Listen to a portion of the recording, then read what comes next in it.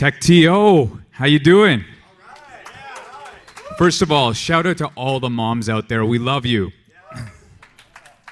Second of all, I'm super excited to be here today. And the reason is, just 3 years ago, I was working for RBC in this very building. And today, I run a fast-growing fintech AI startup, and RBC is in fact one of our customers. So what I'd like to talk to you about today is how I transformed one of my employers into my customer. Here's my team. I loved working with these guys. It was awesome. But I've always been an entrepreneurial guy. As Alex said, this is my third startup, so it was just a matter of time before I left. And I just needed a plan. So I decided to take one.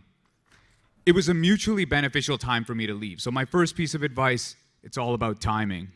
Second, I built great relationships with people at RBC that I could always go back to in the future. And third, I built about an 18-month runway. My point here is if you're planning to jump from corporate in the startup world, have a plan. So my decision was to leave corporate in 6 months, and before I did, to set up 100 meetings with entrepreneurs before I left. And that's exactly what I started to do. I heard about TechTO through the grapevine at RBC. There's Jason with a beard, and believe it or not, he was rolling around on that hoverboard since the beginning. My first TechTO experience was fantastic. I met some incredible entrepreneurs in this room, and they offered to give me some of their time. So I started to set up meetings on evenings and weekends. This was like having 2 jobs. But if you want to be in a startup, you really have to make that sacrifice. So I set up about 4 meetings a week, and incredible things started to happen. One thing led to another, 1 meeting led to 5, and all of a sudden my calendar was booked for the next 6 months.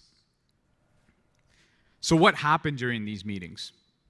Well, in my first 20, I actually met my co-founder, and I started to get to know him. For all you first-time entrepreneurs, make sure you get this one right. Assume you're going to spend the next decade with this person or those people. So build a good foundation and get things in writing. Ownership, roles and responsibilities, expectations. If you've done that right, after 50 meetings, you'll have mentors. People that will be introducing you to other people, people that will be honing in your idea and kind of figuring out what you want to do next. And if you've done that right, meeting 75, you'll be in front of potential customers, people who know what you want to do, so you can formulate your idea and build a thesis. And at meeting 100, I personally had my insight. I knew exactly what I wanted to do and why we were the best team in the world to do it. All that was required next was the hardest part. And this is what everybody struggles with, to get out of their comfort zone and finally take that leap of faith. There's never a perfect time, but what I can tell you, it's always going to be a calculated risk, and hopefully this approach will help you mitigate that risk. After that, the fun part begins. Unlearning everything you've ever known and relearning what it takes to actually do a startup.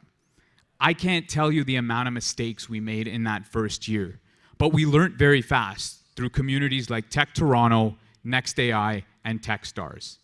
And our product looks very different today than it did when I left RBC, but it didn't matter because we had the momentum. And once you have momentum, nothing can stop you. And that's what entrepreneurship is all about. So one thing I'll say to every entrepreneur in the room that's struggling to take a jump, look around you today. And I saw a lot of you talk during Q&A, so have the courage to get up during Q&A and ask the room for what you actually need, what you're struggling with.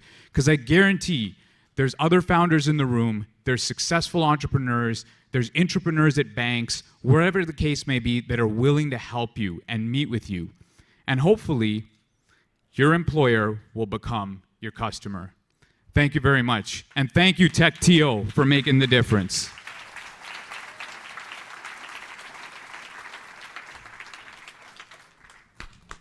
Questions? I'll ask a first one while we wait. I'll jump the queue. So how did you actually get RBC on board? Good question. I actually skipped that part.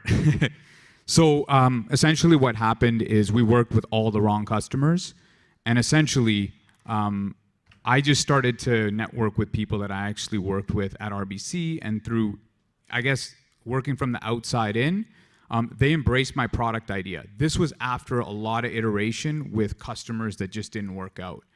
And they embraced it. And one thing I got to say about RBC is they're phenomenal when it comes to working with the startup community.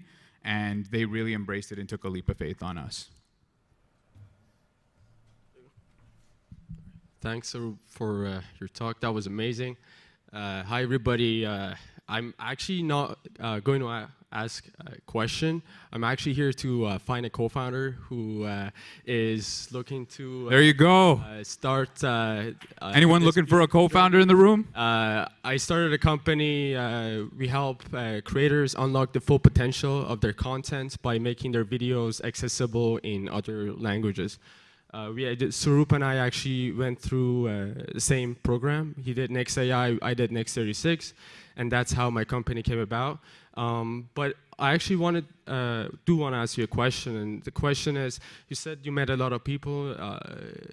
How did you realize you found someone you can work with for the next 10, 15, 20 years? That's one of the hardest parts. That's just luck. And really spending a lot of time with the person, having a few drinks with them, meeting their families, do whatever you got to do. It's like a marriage, and it really is. So you really got to, a lot of it's luck, but really take your time getting to know that person.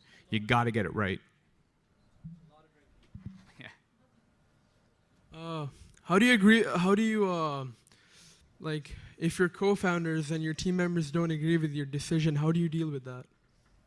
So my second startup, I did have a co-founder that wasn't necessarily entrepreneurial. So I have had experience having a bad co-founder, and it was great people, just wasn't a good fit. What I can say to how to deal with that is really, really get it out all on the table in the initial stages and hire a good lawyer. That's all I could say. Get a good lawyer right at the beginning, get a shareholders agreement, get it on paper, and create the right terms so that if someone were to leave, it's not going to damage the company. Put yourself in your investor's shoes or future investor's shoes. You don't want your future investors to look at your cap table and all of a sudden freak out. And that could be the difference between you getting funded or not. One last question. Hi, Saroop. Congrats on your demo day at Techstars. It was awesome. Thank you. One thing that people don't talk a lot about in being a founder is that it's super lonely. I'm lonely. I'm a founder. So how do you deal with loneliness as a founder? It's a great question. So I think having an awesome team that you can talk to and really kind of get feedback on and really be open with and transparent with is the key thing there. I've been in startups where I felt as the CEO very alone because I couldn't talk to my team. The difference between the startup I have right now is truly that team that I have on board right now. I can go to them and I can be transparent about anything. I can tell them anything, right? And I don't feel alone because of that. I wish they were here today, but they're coding. I'd rather leave them be, but I wish they were here today, and they wanted to be here today, right? But it really is that foundation and that team that really makes that difference. And good support at home. My wife, she won't let me go to sleep until I tell her about my day. All right? So that really kind of getting it out there and that family support is key too. Thank you.